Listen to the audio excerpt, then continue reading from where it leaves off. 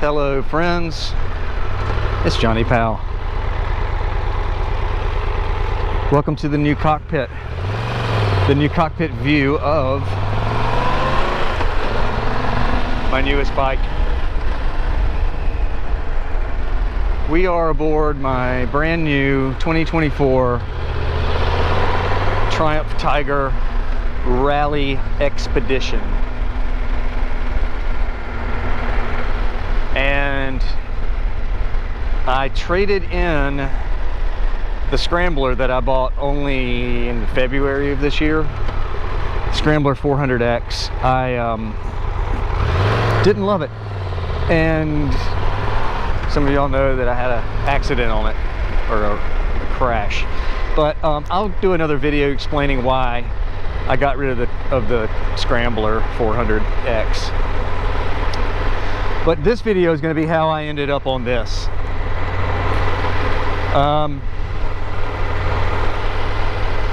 So some of you know that, if you follow my channel, that I just got back from riding in the Dolomites and in Austria and Germany on a BMW R1300 GS. It was awesome. Rented that bike for a week, got really used to it, and it was really kind of scratching this itch I've had for a while now to have a full-size bike. I've been on little bikes for so long, such as you know, the Honda Trail 125, and then my Trials bike, and then my Vespa, and then the Himalayan. But I've been sort of having the itch for something that can do more mileage, doesn't wear you out as much, and doesn't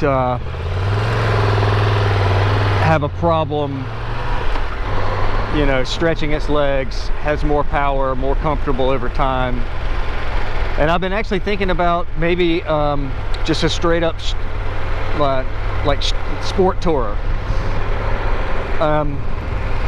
But my choices were basically going to be either a BMW GS R1300 or a 13, or excuse me, like a 1250, maybe an 1150. I was looking used, but I was also looking at the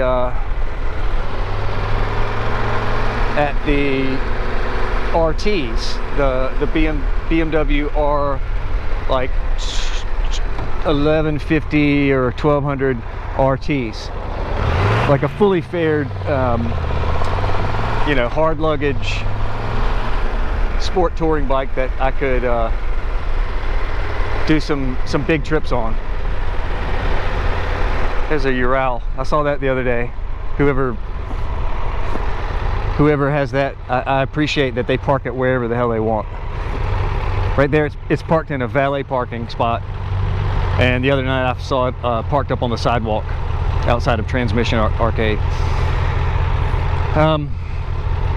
But yeah, so I was gonna buy a GS or the RT, and I just kept looking, and I was thinking about the 1300, but I just started reading up on the Tigers because I'd only looked at the 900s, and I had never considered the 1200. But comparing like the specs of this to the GS, they are extremely similar.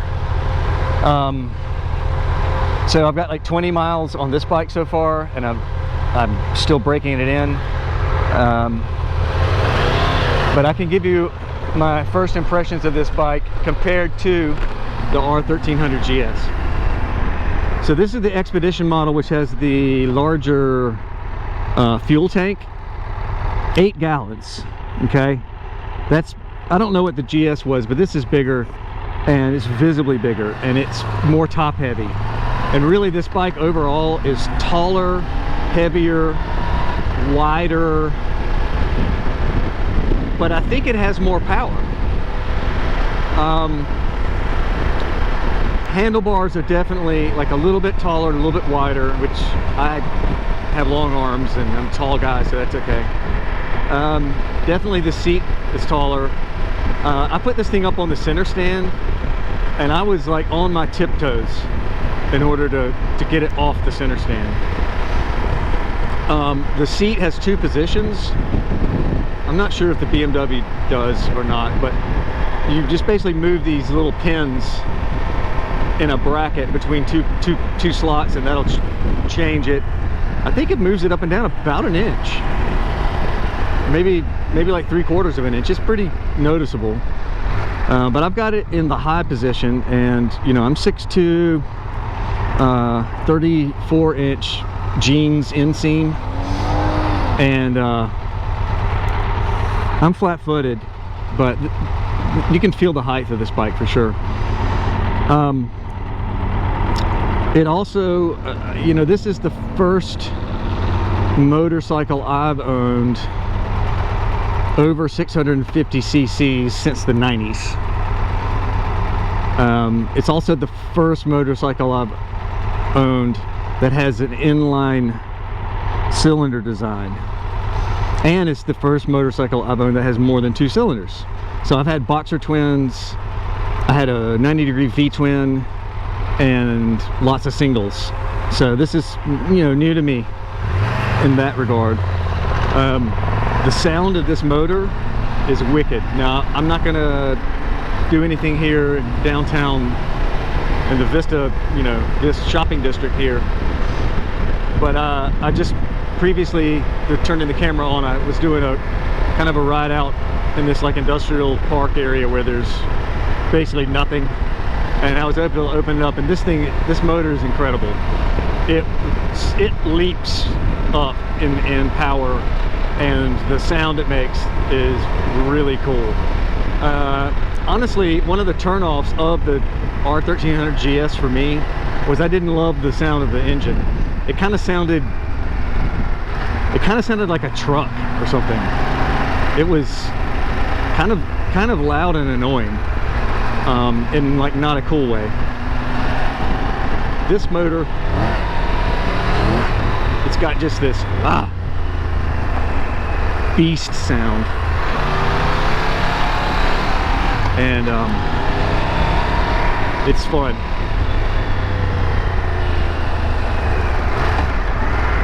Oops. Still getting used to these controls. So it's got all of these like menus and technology, and I just actually pushed the menu button instead of the turn signal to change lane, so I got to get used to that. I think this is the first street bike I've ever had with a hydraulic clutch as well, so you've got the clutch reservoir there. So much technology in this thing. I guess maybe I'll pull up here in this parking garage and park in the shade. We'll take a look at the bike, go over some of the features. If you know anything about the 1200, which has been out for a couple years, then you might already know all of these features and specs, but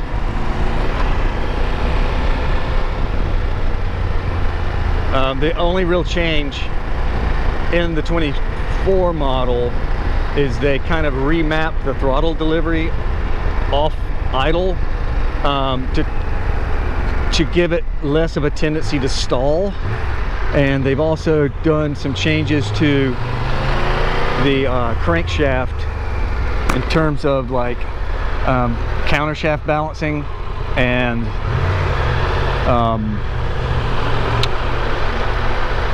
yeah, for the same thing, to kind of help it have inertia off the low end.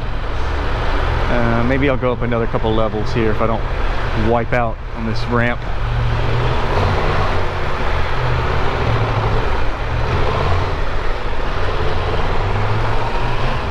Go up one more level.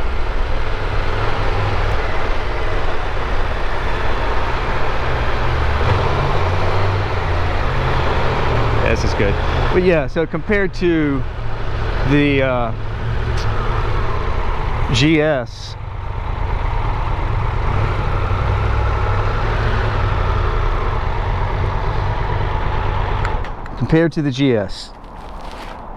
so these are going to sound kind of like negatives, but it's taller, heavier, more top heavy, but I think a little more exciting to ride. And so like the GS, it has shaft drive with something crazy like, I need to read the manual, something like either 10,000 or 12,000 mile service interval on that.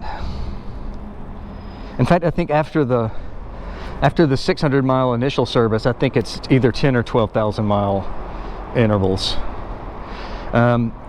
Compared to the GS with the 19-inch front wheel, the Tiger Rally model has a 21 tubeless spokes. The Expedition model comes, like I said, with the larger fuel tank as well as the upper crash bars. I think that's the only difference between it and the Rally. One of the reasons I got this instead of the Rally was because this was the only 1200 they had. I was also actually considering the GT model, which is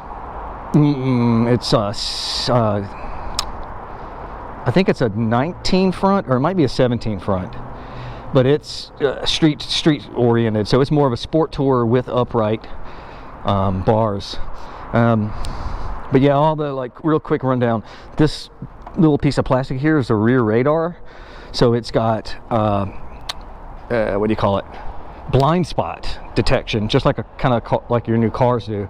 So these little indicators here will light up if there's a vehicle in your blind spot coming up on you or whatever. It's got electronically adjustable suspension for both the preload and the damping, and it has, of course, ABS. It also has, you know, ride modes, street, or they call it road, off-road pro, and there's a sport mode or something. And I've only ridden it in regular road so far, but lots of technology. It's got automatic hill assist, so that if you're stopped at a stoplight on a hill, it can detect that and it just holds the rear brake down to keep you from rolling backwards automatically, and then that shuts off as you accelerate away. It's got an adjustable windscreen. Now the BMW had a electronically adjustable windscreen where you had to change a preference for a button, and then you could push the button up and down, it would raise. But this one, you just grab it, which I think I like better, honestly. Although having this little handle here means that like compared to the GS had a GPS unit up here. I don't think you could put one up here without interfering with this function. But there is handlebar space to do a RAM mount or something for phone or GPS. There is Bluetooth connectivity with the bike, which would allow you to, it will alert you if you get a text message. It doesn't read it to you, but I think it'll alert you if you've gotten a text message. It will, I guess maybe you can navigate music if it's Bluetooth. I haven't messed with it yet. Also, I think there's a Triumph app, which I'll look into later, that can somehow link to navigation, and basically it'll put your turn-by-turn instructions on the screen, I believe. There's no map, but it will say, like, you know, in 2 miles turn left, that kind of thing. It also will pair to a GoPro, which I haven't done yet, and I don't know how that works, but I assume maybe you can assign a button to start and stop recording. New to me. Of course, heated grips, 3 levels of heat, heated seat with, I think, 2 levels, rear seat with 2 levels of heat. It's got a 12-volt accessory socket back here to maybe hook to a vest. It's got a 12-volt accessory socket here for electronics, and those are what they call the DIN connections, which is like a plug rather than a USB. There is one tiny storage compartment under rear seat with a USB charging port in there, but that's the only storage. There's 0 storage on this bike. You know, the GS had a little like glove box up front, and of course the awesome hard luggage, but I don't think I'm going to buy the Triumph luggage for this. because, you know, I've got Moscow Moto soft luggage that I can throw on. But I am considering perhaps an aftermarket small aluminum rear top box, which I think they kind of look ugly, but man, they are very convenient. So I may add like a GV smaller aluminum top box.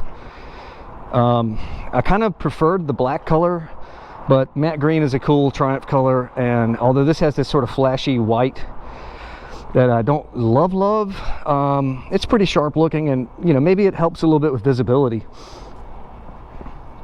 LED lights all the way around. It's got accessory lights that are factory integrated, and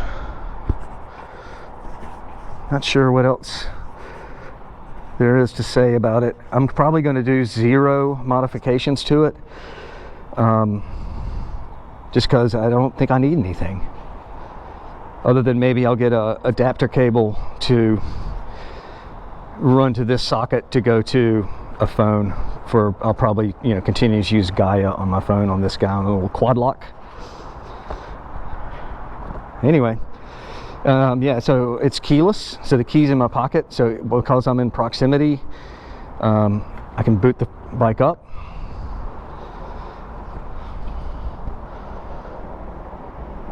Fancy startup screen. I think if you put your name in it, it'll say like, "Hello, John." Anyway, and then there's a like an initial screen, and then it says goodbye. To actually start the bike, it's kind of complicated. I'm getting used to it. One click is to boot up, so it's going to boot up again.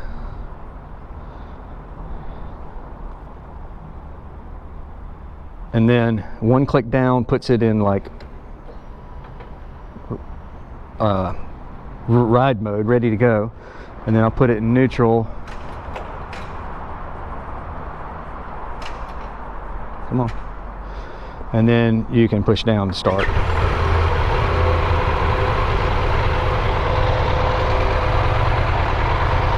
$1,160cc inline triple with the what they call the T-plane crank, which means that instead of these being in perfectly symmetrical firing order, what would that be? Math. 120, whatever it would be.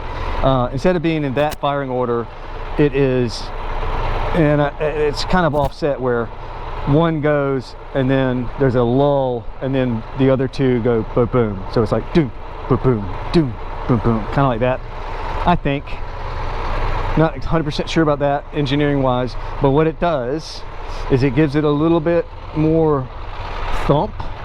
It feels more like a twin, and it also is supposed to, for off-road riding when you're in looser conditions, that little lull actually helps you get traction to help it dig in instead of just a full like spin the whole time. That's kind of one of the reasons why trials bikes are single cylinders, because you know a 4-stroke motor only puts power down on one of the 4 strokes, so the rest of the time it's inertia, and so having that little bit of inertia lets basically the wheel do some kind of biting. Anyway, here's what the exhaust note sounds like.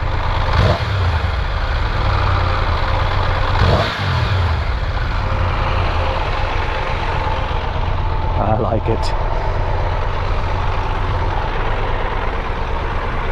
Throw a leg back over this guy and go for another ride.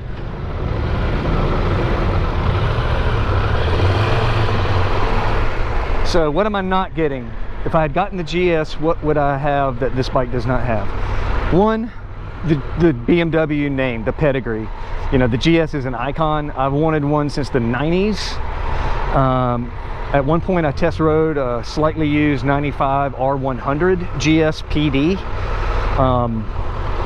which was the coolest one ever, and I should have bought it and I didn't. It's one of the regrets, one of my motorcycle regrets. But I also test rode like the old 1100 oil head or whatever they called it, and I knew I liked them, and they're still legendary. Now, I've never ridden any of the 1200s or the 1250s, but you know, the 1300, what it has that this doesn't have. Number one, the front little plastic plate on the GS 1300 is the front radar. So the front radar on the GS will let the cruise control be automatic, where you could set a speed, like say you set it to be, you know, 75 miles an hour, and you come up on traffic and the car in front of you's going 65, the bike will slow down and maintain a gap, just like well, my wife's Subaru does that. You know, it's pretty common kind of these days, like safety feature or convenience. So this bike has cruise control, but it's manual. Not too big of a deal. The GS also has, well, this bike also, the GS has some kind of automatic lowering feature where if you turn it on, when you come up to a stop sign, it'll lower the bike down a little bit to help, you know, you get your feet on the ground, and for like maneuvering it around in the parking lot or whatever. The 1200s did not have that feature, but they added it in 2024, but it only lowers the rear.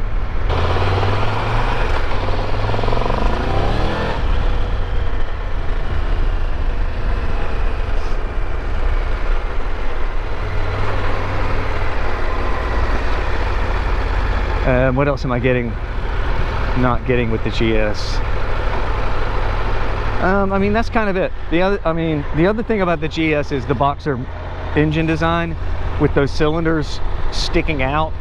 It helps the GS have a lower center of gravity, which is good. The downside of that, I found when I was riding, is every once in a while I had the tendency to kick my shin on the cylinder heads that were sticking out. The other kind of benefit of that boxer design is that if the bike tips over and you've got, like, I assume you would have cylinder guards on, then the bike will fall over and just hit a cylinder guard and stop. But this bike, it's going to go all the way flat, and supposedly I never had to pick one up, but supposedly the big GSs aren't that bad to lift up because they're already kind of at an angle. Whereas I think this one will be a combination of top heavy and laying pretty darn flat. I don't know if I could even pick it up. It would be a miracle if I could lift this thing up. So having said that, you know, does this seem like the kind of bike that would be good for doing like BDRs and riding off-road? I kind of doubt it. And that's one of the reasons why I was considering the GT model. The GT model has a couple of specs that are different than the Rally, but the main difference is the wheel configuration, and also some comfort aids, some comfort and riding aids for regarding if you're traveling with a passenger. It's a real simple setup where no matter what riding mode you're in or whatever, there's like a suspension override on the GT that lets you, and you just pick if you're riding solo, if you have luggage, if you're two up, or if you're two up with luggage, and it'll automatically compensate the suspension.